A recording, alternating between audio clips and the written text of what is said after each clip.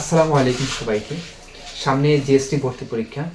এই জিএসটি ভর্তি পরীক্ষার প্রিপারেশন নেওয়ার সময় আমাদের জিএসটি প্রশ্ন ব্যাংকটা যেভাবে সমাধান করা উচিত এবং যেভাবে সমাধান করলে আমরা সর্বোচ্চ আউটকাম পাবো সেই বিষয়ে একটা ধারণা দেওয়ার জন্য আজকের এই ভিডিও।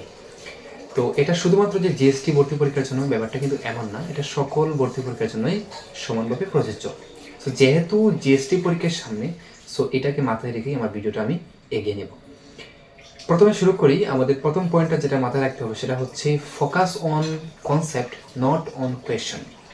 মানে হচ্ছে আমরা যখন কোয়েশ্চন ব্যাংকের কোনো একটা কোয়েশ্চন সলভ করব, তখন আমরা ওই কোয়েশ্চনের উপর ফোকাস না রেখে ওই কোয়েশ্চনের যে রিলেটেড টপিকটা কিংবা রিলেটেড যে কনসেপ্টটা আমরা সেটার উপর ফোকাস রাখবো। কেন? কারণ তুমি যদি শুধু কোয়েশ্চনের উপর ফোকাস রাখো তাহলে যে ঝামেলাটা হবে, তোমাকে যদি ওই কোয়েশ্চনের আদলে অন্য কোনো একটা কোয়েশ্চন ঘুরাই দিয়ে তুমি পারবে না। রাদার তুমি যদি ওই কোয়েশ্চনের উপর ফোকাস না রেখে ওই কোয়েশ্চনের যে রিলেটেড কনসেপ্ট যেটা, তুমি যদি ওইটার উপর ফোকাস রাখো, তাহলে যে জিনিসটা হবে তোমার ওই কনসেপ্টটা খুব ভালোভাবে কাভার হয়ে যাবে এবং ওই কোয়েশ্চন থেকে যেভাবেই কোয়েশ্চন আসুক না কেন, ওই কোয়েশ্চন থেকে যেভাবেই কোয়েশ্চন ঘুরাই দিক কিংবা ওই কোয়েশ্চনের আশেপাশে যেভাবেই কোয়েশ্চন হওয়া পসিবল, তুমি যেভাবেই কোয়েশ্চন আসুক তুমি কিন্তু এই কোয়েশ্চনটা পারবা পরীক্ষার সময়, যদি তোমার ওই কনসেপ্টটা ভালোভাবে কাভার আপ থাকে। ঠিক আছে? তাহলে এভাবে তুমি যদি প্রতিটা অ্যাডমিশনে আসা কোয়েশ্চনের প্রতিটা কনসেপ্ট তুমি যদি খুব ডিপলি ভালোভাবে পড়াশোনা করতে পারো এবং প্রপার ওয়েতে পড়াশোনা করতে পারো, তাহলে তুমি চিন্তা করে দেখো তোমার কিন্তু অ্যাডমিশনে যতগুলো গুরুত্বপূর্ণ টপিক থাকবে সবগুলোই তোমার কিন্তু কাভার হয়ে যাবে। তা বোঝা গেল? আমি একটা উদাহরণ দিলে তোমাদের জিনিসটা ক্লিয়ার হবে। ধরে নাও যে কেমিস্ট্রির একটা কোয়েশ্চেন আসে না এরকম, যে নিচে কোন যৌগটি টলেন বিকারক পরীক্ষা প্রদর্শন করবে, এরকম কোয়েশ্চেন আসে না? তো এই যে কোয়েশ্চনটা আসলো, ধরে নাও এই কোয়েশ্চন আসলে তুমি তো নর্মালি টিপিক্যাল ওয়েতে যেভাবে সলভ করে তুমি এরকম টিকমার্ক দিয়ে যেতে পারো, তাই না? বাট এটা কোনো রাইট ওয়ে না। তোমাকে চিন্তা করতে হবে এই যে টোলেন বিকারক পরীক্ষাটা দিল কিংবা এই যে টোলেন বিকারক টেস্ট থেকে যে আমার একটা কোয়েশ্চন করলো, এই টোলেন বিকারক জিনিসটা কি? প্রথম কথা। সেকেন্ড কথা হচ্ছে এই টোলেন বিকারক পরীক্ষার যেই রিলেটেড যেই কেমিক্যাল ইকুয়েশনটা, এটা কীভাবে লিখতে হয় এবং এখানে কোন কোন রিয়েজেন্ট ইউজ করা হয়, এটার ফলাফল কি, কোনটা নেগেটিভ রেজাল্ট দিবে কোনটা পজিটিভ রেজাল্ট দিবে, এই যে সামগ্রিক এই যেটা ডিসকাশনটা, মানে একটা কোয়েশ্চন তুমি পাইছো, একটা টপিক তুমি পাইছো, ওই টপিক থেকে তুমি একটা সামগ্রিক ডিসকাশন নিজের মনের মধ্যে করতেছো, এটাই হচ্ছে তোমার ফোকাস অন কনসেপ্ট। তুমি যদি কনসেপ্টের উপর ফোকাস করো তাহলে তুমি একটা কোয়েশ্চনকে কেন্দ্র করে তুমি অনেকগুলো পড়াশোনা এই সাথে সাথে করতে পারবা। চিন্তা করে দেখো, ছোট্ট একটা কোয়েশ্চন, সেখান থেকে অনেকগুলো কোয়েশ্চন হয় কিন্তু এখানে পসিবল। এটা কোয়েশ্চন আসতে পারে এরকম যে টোলেন বিকারক পরীক্ষায় নিচের কোন বিকারকটি ইউজ করা হয়, আসতে পারে না? কাজে একটা কোয়েশ্চন আসে তোমার, একটা কোয়েশ্চন তুমি ভর্তি পরীক্ষার প্রশ্নকে সলভ করছো, বাট সেখান থেকে আরেকটা কোয়েশ্চন চলে আসতে পারে। সো এইভাবে আমরা যদি প্রশ্নের উপর ফোকাস না করে তার রিলেটেড কনসেপ্টের উপর ফোকাস করি, তাহলে আমাদের জন্য অনেক বেশি ইফেক্টিভ হবে জিনিসটা। ঠিক আছে?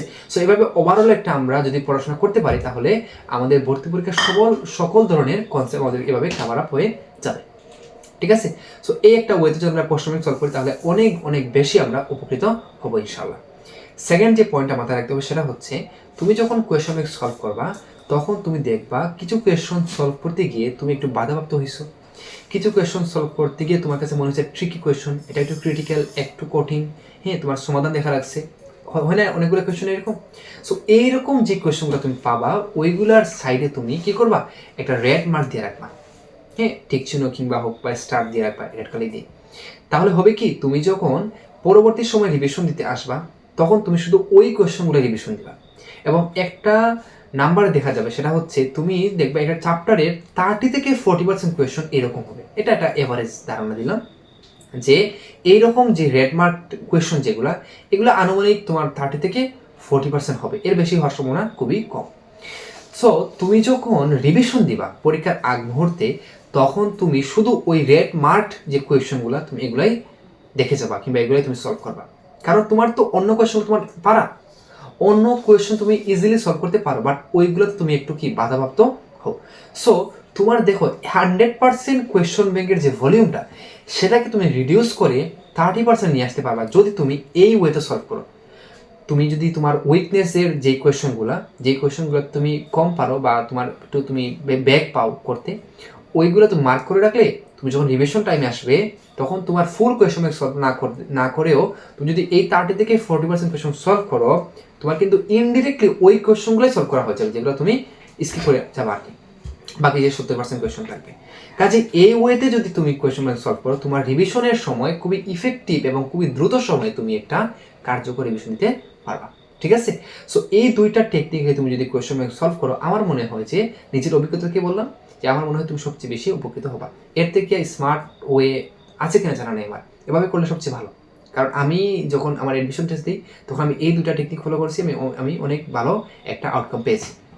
আচ্ছা, এখন আরেকটা ছোট্ট কাজ করতে হবে, সেটা হচ্ছে অনেকের একটা বদ অভ্যাস থাকে যে কোয়েশন দেখলে সহজ মনে হলে সে স্কিপ করে চলে যায়, হাত দিয়ে সলভ করে না। এটা করা যাবে না। বায়োলজি বাদে বাকি যে 3টা সাবজেক্ট আছে, ফিজিক্স, কেমিস্ট্রি, ম্যাথ, এই 3টাতে তোমাকে হাতে হাতে প্রতিটা ম্যাথমেটিক্যাল জিনিস তোমাকে করতে হবে। কারণ এখানে যেহেতু হ্যান্ড ক্যালকুলেশনের ব্যাপার স্যাপার আছে, সো তোমাকে ক্যালকুলেশন যত বেশি করবা তুমি তত বেশি কোয়েশনে মানে ক্যালকুলেশন তত বেশি তুমি ফ্রেন্ড হবা। সো তোমার এখানে অভ্যস্ততার একটা ব্যাপার আছে, যত বেশি কোয়েশন সলভ করা তোমার একটা স্পিডও বাড়বে এখানে। সো ইজি কোয়েশন দেখে, ইজি ক্যালকুলেশন দেখে স্কিপ করার কোনো সুযোগ নেই, যদি না সেটা বায়োলজি কিংবা থিওরিটিক্যাল কোয়েশন হয়। যত প্রকার ম্যাথমেটিক্যাল, যত প্রকার ক্যালকুলেটিভ কোয়েশন থাকবে সবগুলোই আমাদেরকে হাতে হাতে করতে হবে। আমরা যদি ফার্স্ট টাইম সলভ করে থাকি সেটা, অথবা সেকেন্ড টাইম যদি সলভ করে থাকি তাও আমাদের হাতে হাতে করতে হবে।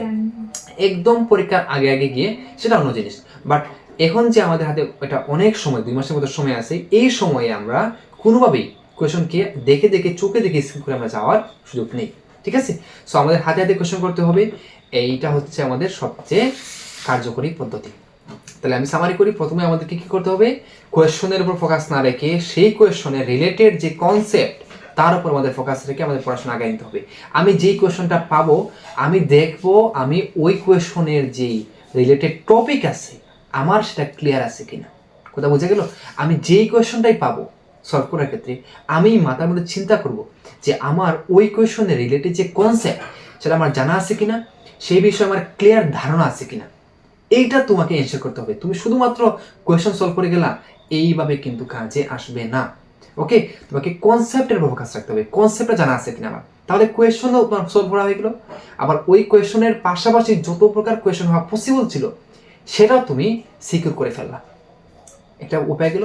আর একটা কি, রেড মার্ক করতে হবে যেগুলো উইক পয়েন্ট, তোমার যেই কোয়েশনগুলো তোমার দুর্বলতা আছে তোমার যেগুলোর মধ্যে, এবং যেগুলো তুমি কম পারো এগুলো তোমাকে কি করতে হবে, তোমাকে মার্ক করতে হবে এবং হাতে হাতে কোয়েশন সলভ করতে হবে। এই 3টা পদ্ধতিকে ফলো রেখে, এই 3টা পদ্ধতিকে মাথায় রেখে তুমি যদি তোমার কোয়েশন ব্যাংকের সলভের যে জার্নিটা সেটা তুমি এগিয়ে নিতে পারো, ইনশাল্লাহ একটা ভালো ফলাফল পেতে সক্ষম হবা বলে আমি বিশ্বাস রাখি। ঠিক আছে? সো আজকে এটুকুই, ধন্যবাদ সবাইকে, আল্লাহ হাফিজ, আসসালামু আলাইকুম।